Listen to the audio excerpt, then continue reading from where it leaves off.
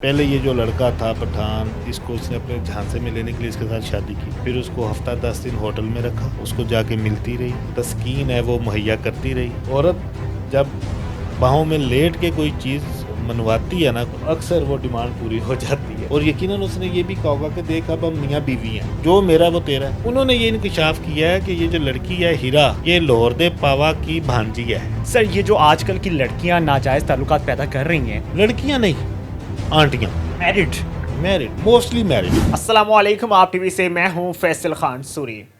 SP फरत Abbas कत्ल case, इस हवाले से मैंने आपके सामने वो सारे बयानात रखे जो रिपोर्ट किए गए थे और जो सबूत थे। लेकिन इस केस में कानूनी पेचीदगियों के हवाले से हमारे साथ मौजूद हैं सीनियर एडवोकेट अली जाफरी साहब, जो कि हमें बताएंगे कि कानूनी कार्रवाई क्या हो सकती है और किसको कौन सी सज़ा हो पाएगी। सर, कैसे मिजाज है? जी अल्हम्दुलिल्लाह, बिल्कुल ठीक। सर, बताइएगा कि 302 और 109 दफ़ा लगाई गई है इस केस में, तो क्या समझते हैं कि जो फरत अब्बास साहब की भाभी थी उनको भी फांसी की सज़ा होगी और जो अफरीदी था, जो शूटर था, उसको भी फांसी की सज़ा होगी? नहीं सूरी, इसमें जो वो खातून है हीरा जिनका नाम है, उनको तो फांसी नहीं होगी। इवन कि उनकी तो बेल भी बहुत जल्द हो जाएगी, ज़्यादा से ज़्यादा 6-8 माह में उसकी बेल हो जाएगी, क्योंकि वो 109 में 109 होता है बैटमेंट का। वैसे तो कानून के तहत अगर देखा जाए तो 109 की वो सज़ा रखी गई है जो असल जुर्म की होती है। मैं इसको थोड़ा सा एक्सप्लेन कर दूं ऑडियंस के लिए कि एक ऑफेंस किया गया है 302 का, जिसकी सज़ा है सज़ाए मौत या उम्र कैद। अब इस ऑफेंस की जो अबेटमेंट की जाएगी ना, उस अबेटमेंट की जो उसमें सज़ा होगी वो वही होगी जो असल जुर्म की है, लेकिन ये एप्लीकेबल नहीं है। और अफरीदी के हवाले से क्या कहेंगे? 302 लगी है उस पर। अफरीदी तो देखें जी, रेड हैंडेडली पकड़ा गया है और उसने इकबाल जुर्म भी कर लिया है। और मेरा ख्याल है कि मौके से लेके उसके होटल जाने तक मैंने इस केस को थोड़ा सा देखा है।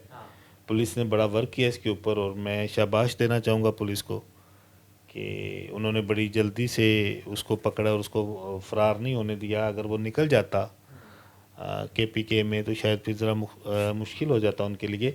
तो वो तो अगर वारसान जो हैं, लीगल हेयर्स जो हैं, जो मुद्दईयान हैं, अगर वो डट के अपना केस लड़ेंगे तो अफरीदी को तो फांसी होगी।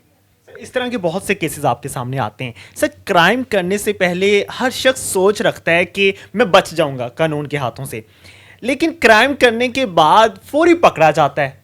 ये क्या वजूहत होती है? देखें, रीज़न पता है क्या है? होमवर्क इनका भी बड़ा अच्छा था। इनकी प्लानिंग देखो कि उस खातून ने, पहले ये जो लड़का था पठान, इसको उसने अपने झांसे में लेने के लिए इसके साथ शादी की।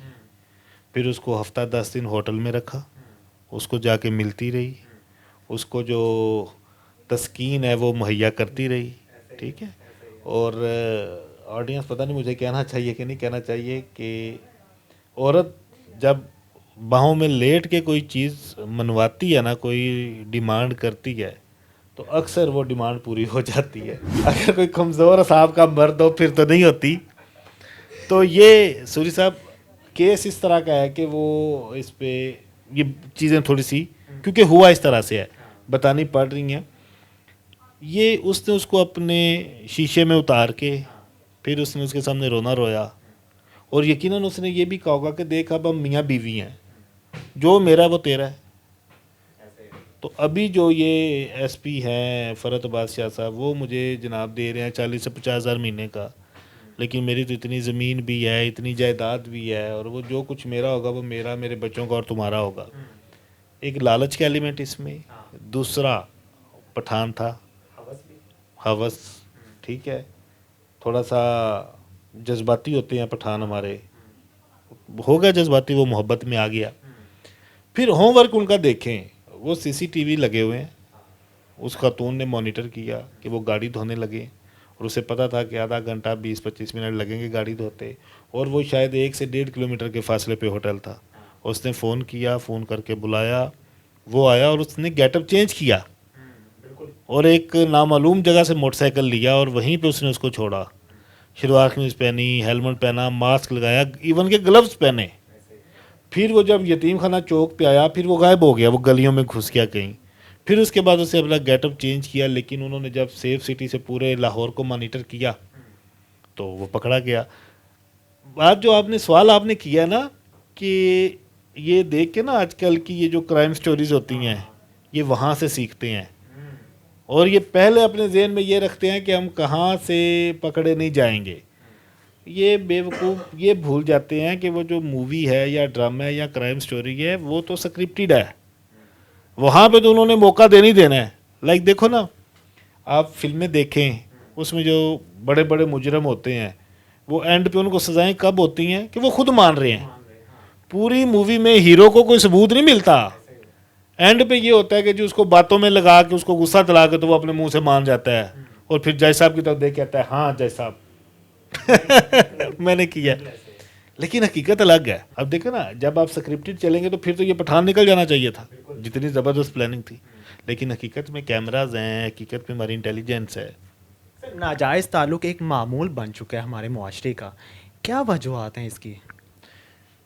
यार ये बड़े अफसोस वाली बात है। मैं ना अभी कल बैठा हुआ था एक जगह पे, मेरे एक दोस्त हैं, उनका एक मैटर था, तो वहाँ पे एक केस डिस्कस हो रहा था। ये परसों की बात है कि एक किराना स्टोर है इधर रावी रोड पे, वहाँ पे लड़का एक बिहाड़ी का उसने रखा हुआ अपने पास मुलाजम, तो उसको उसने रिहाइश दी हुई खाना देता था, तो वो उसका साथ ही कमरा उसने लेके दिया हुआ था। कोई चीज़ कमरे से लेके आनी थी, तो वो जो मुलाजम है वो उस मालक का बच्चा भी साथ ले गया 12 साल का, वो हिफज कर रहा है बच्चा, उसने जाके ज़्यादती का निशाना बना दिया और मौके से पकड़ा गया। और मेरा ख्याल है कि अब सारी ज़िंदगी वो जेल में ही होगा। आप नहीं समझते कि निकाह मुश्किल हो गया तो डेट्स वाई ये सारे मसाइल सामने आ रहे हैं? और निकाह बहुत आसान है। देखें, निकाह तो अब बहुत आसान है। आप लड़की कितने, आप आजकल कितने गैरत के नाम पे कत्ल सुन रहे हैं पंजाब में? चंद होते हैं। इक्का दुक्का, कोई बहुत रेयर। वो पहले वाला काम नहीं होता था कि अखबार भरे पड़े होते थे। अब क्या होता है, अब इतना कानून लड़कियों के लिए हो गया है, इतना कानून जो है वो उनको सपोर्ट करता है, और माँ बाप भी थोड़े से और तरह के हो गए हुए हैं। जो आज की हमारी जनरेशन है वो कहते हैं ठीक है दफ़ा करो, खर्चे ही बचाना जेज था। तो निकाह तो आसान है, लेकिन ये अभी ये तो निकाह हो गया था, लेकिन मसला ये है कि हवस, लालच और बदबख्ती मैं कहूँगा सबसे मेन, कि वो एक बड़ा अच्छा पुलिस ऑफिसर था, बड़ा ज़बरदस्त उसकी रिप्यूट है अपने महकमे में। और ये जो औरत है, इसका जो खामन था, क्या नाम उसका, कयूम के क्या नाम था उसका, जो इसका फरतबाद साहब का भाई था, ये ज़रा क्रिमिनल माइंड था और इसका कोई ताल्लुक वास्ता भी था ज़रा भाई लोगों के साथ।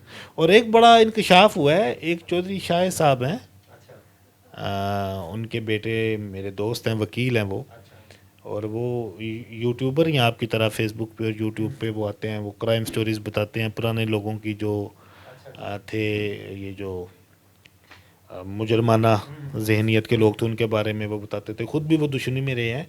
उन्होंने ये इंकशाफ किया है कि ये जो लड़की है हीरा, ये लाहौर दे पावा की भांजी है।